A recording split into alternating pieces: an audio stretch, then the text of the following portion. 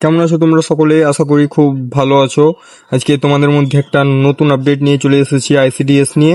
ICDS এর যে বিজ্ঞপ্তি বেরিয়েছিল 16,000 ভ্যাকেন্সির, সেটা ইতিমধ্যে অনেক জেলাতে ফর্ম ফিল আপ শুরু হয়ে গেছে। যার অফলাইন ফর্ম তোমরা দেখতেই পাচ্ছ আমাদের কাছে চলে এসছে। এটা হচ্ছে আইসিডিএস এর অফলাইন ফর্ম। তোমাদেরকে আমি অফলাইন ফর্ম সম্বন্ধে যেটা দরকার, আমি প্রয়োজনীয় ডকুমেন্টস সেটা বলবো এবং কোথায় কি করতে হবে সমস্তটাই ভিডিওর মধ্যে বলবো। শেষ পর্যন্ত ভিডিওটা দেখো এবং ফর্মটা কোথা থেকে পাবে সেটাও তোমাদেরকে আমি বলে দেবো। হ্যালো এভরিওয়ান, তোমাদের সকলকে জব আপডেট ইন্ডিয়াতে স্বাগত। আজকে কোনো বানোয়াট গল্প নয়, আইসিডিএস এর নিয়োগ, জেলাভিত্তিক পোর্টাল এবং পেন্ডিং প্যানেল নিয়ে একদম সোজা সাপটা কথা বলবো। নতুন হয়ে থাকলে চ্যানেলটি এখনই সাবস্ক্রাইব করে নিন। তোমরা দেখতেই পাচ্ছ এখানে আইসিডিএস এর যে 3টি পদে নিয়োগ করা হবে বলেছিল, আইসিডিএস সুপারভাইজার, অঙ্গনারী কর্মী এবং অঙ্গনারীর সহায়িকা পদ, এই 3টি পদে নিয়োগ করা চলছে। যেটির আইসিডিএস এর মাসিক বেতন, আইসিডিএস এর সুপারভাইজার যে তার মাসিক বেতন 28,900 থেকে 37,600 মধ্যে আসবে। বয়স সীমা 18 থেকে 39। অঙ্গনারী ওয়ার্কারের 18 থেকে 35, অঙ্গনারী হেল্পারের 18 থেকে 35। এদের জন্য 8 পাস, এটার জন্য 12 পাস এবং আইসিডিএস সুপারভাইজারের জন্য গ্র্যাজুয়েশন মাস্ট লাগবেই। জেলাভিত্তিক তোমাদের এটির আবেদন শুরু হবে। প্রত্যেক জেলা একসঙ্গে নাও হতে পারে। তোমরা যে সকল জেলা থেকে আমার কমেন্ট বক্সে কমেন্ট করো, আমি তোমাদেরকে তার ইনফরমেশন এবং তোমাদের ভ্যাকেন্সি সংখ্যা বলে দেবো। তো চলো প্রথমে আইসিডিএস সুপারভাইজারের যে পরীক্ষাগুলি হবে সেটির সম্বন্ধে একবার জেনে নেওয়া যাক। প্রিলিমিনারি এক্সাম হবে, মোট নাম্বার 100, 1 ঘন্টা সময়। এখানে তোমাদের জেনারেল স্টাডিজ দেখতে পাবে, অ্যারিথমেটিক দেখতে পাবে, রিজনিং দেখতে পাবে। জেনারেল স্টাডিজ থাকবে 50 নম্বরের, অ্যারিথমেটিক 25 নম্বরের, রিজনিং 25 নম্বরের থাকবে। অল টোটাল তোমরা 100 নম্বরের কোশ্চেন দেখতে পাবে।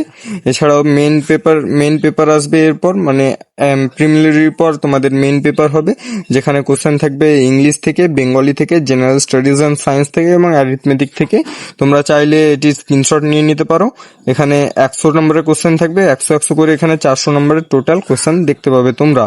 এরপরে তোমাদের লিখিত পরীক্ষার পর যেটা মেইনস হবে, সেটার পর তোমাদের ভাইভা টেস্ট নেওয়া হবে। এই পার্সোনালিটি টেস্টের পর তোমাদের ফাইনাল মেরিট বের হবে। এবার অঙ্গনারী ওয়ার্কার অ্যান্ড হেল্পারের যে পোস্টটা আছে সেটার জন্য পরীক্ষা হবে। লিখিত পরীক্ষা হবে প্রথমে, তারপরে মৌখিক পরীক্ষা হবে।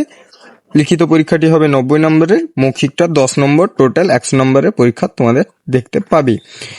বিষয় হচ্ছে মাতৃভাষায় রচনা, পাটিগণিত, ইংরেজি, সাধারণ জ্ঞান, পুষ্টি, জনস্বাস্থ্য, নারী উন্নয়ন। তোমরা সিলেবাসটা চাইলে একবার স্ক্রিনশট নিয়ে নিতে পারো। এখানে 15 নম্বর, 20 নম্বর, 20 নম্বর, 15 নম্বর, 20 নম্বর করে ভাগ করে দেওয়া আছে।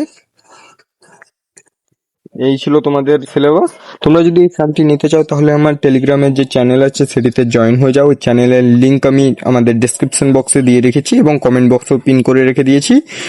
তোমরা চাইলে ওখানে জয়েন হয়ে যেতে পারো এবং তোমরা কমেন্ট করো যে কোন জেলা থেকে তোমরা দেখছো, তাহলে আমি তোমাদের জেলাভিত্তিক যে ভ্যাকেন্সি আছে সেটা তোমাদেরকে বলে দিতে পারবো। তো তোমরা দেখে নাও এখানে কি কি লাগবে ফর্ম ফিল আপ করতে।